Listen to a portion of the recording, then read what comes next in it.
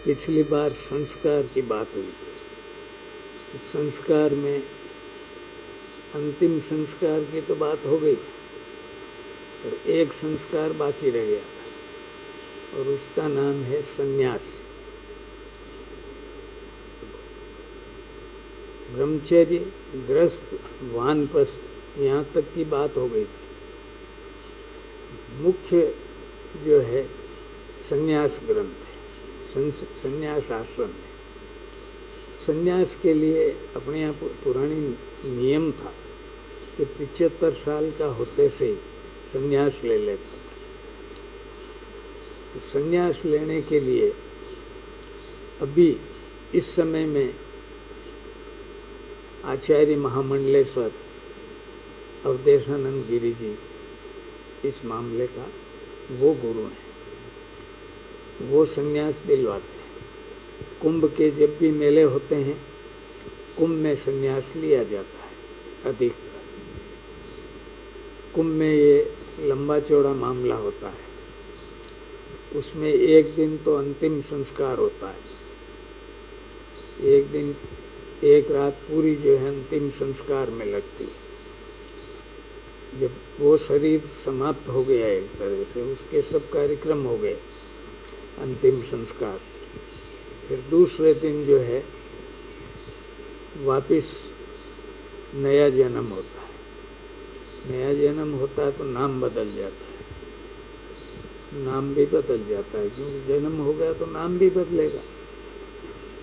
माता पिता के नाम बदल जाते हैं। उस समय मेरे पिता का नाम और माँ का नाम अलग था, अब माता पिता हो गए गुरु ही। तो ये संन्यास की दीक्षा देने वाले भी गुरु ही हैं। तीसरे दिन जो है, दूसरे दिन वापिस जन्म हुआ, तीसरे दिन वो फिर संन्यास क्या होता है उसके बारे में बताया जाता है। संन्यास बहुत महत्वपूर्ण मामला है। इसमें जीवन में स्वयं भी साधना उपासना करें, स्वाध्याय करें, अच्छे ग्रंथों को पढ़ें और समाज को भी मार्गदर्शन करें इस मामले में। साधु वही है जो 3 घंटे साधना करता है, कम से कम बता रहा हूँ। वैसे उसकी बहुत ड्यूटी है। वैसे तो ग्रस्त में रखे भी साधक शब्द जो है वो 3 घंटे का है, और साधु तो जो है उसकी तो ड्यूटी वही है, क्योंकि वो संन्यास ले चुका है। इसलिए वो जो कुछ भी कर रहा है वो समाज के लिए कर रहा है, धर्म के लिए कर रहा है।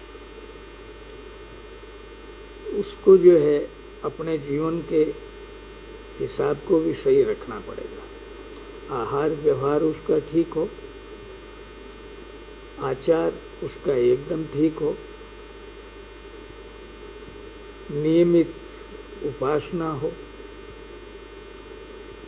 उसके लिए जो मंत्र बोले गए वो वैसे गृहस्थियों को बताया नहीं जाता है, वो हमको ही बताते हैं जिनको संन्यास देते हैं।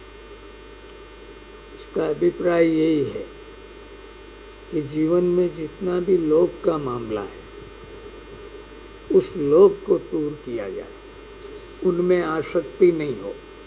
सबसे मोटा मामला है आसक्ति का। आसक्ति गोस्वामी जी ने भी लिखा कि मोह सकल व्याधि न कर मूला, तांते सब उपजई बहुशूला। सब रोगों की जड़ जो है मोह है। ये डिब्बा मेरा है और इसको कोई लेते से ही मेरे को तकलीफ हो जाएगी। बस संन्यास में ये तकलीफ नहीं होनी चाहिए, ये मन में भी नहीं आना चाहिए कि ये मेरा है। ये मेरा नहीं है, परमात्मा का है। मेरा नहीं है, ये धर्म का है। मेरा नहीं, ये देश का है। इसलिए संन्यास पहले महत्वपूर्ण था। दूसरी बात, आज इस समय में शिक्षा और स्वास्थ्य दोनों ही महंगा है, और जब आश्रमों की व्यवस्था ठीक थी, हमारे ऋषि मुनियों के यहीं पढ़ाई लिखाई होती थी और वहाँ कोई जात पात का भेद नहीं होता था। राम के साथ सब पढ़े थे, भील जिससे पहली बार मिले वनवास जाते वक्त, बुआ भील से मिले, उसको भी मित्र का शब्द कहा, उससे गले मिले।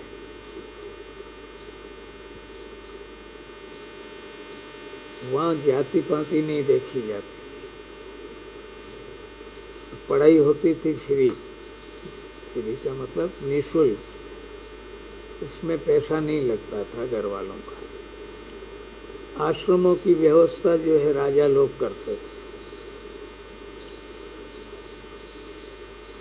उनके जो है माता पिता जब भी आश्रम जाते थे, जब जाया करते थे, या तो घर में कोई जैसे कोई बीमार हो गया, बुखार ऐसे छोटी मोटी बीमारियां थी, उस समय प्रदूषण नहीं था तो बीमारियां भी ज़्यादा नहीं, तो छोटी मोटी बीमारी के लिए वहाँ से वो दवाई भी ले लेते और बच्चों की पढ़ाई फ्री होती थी।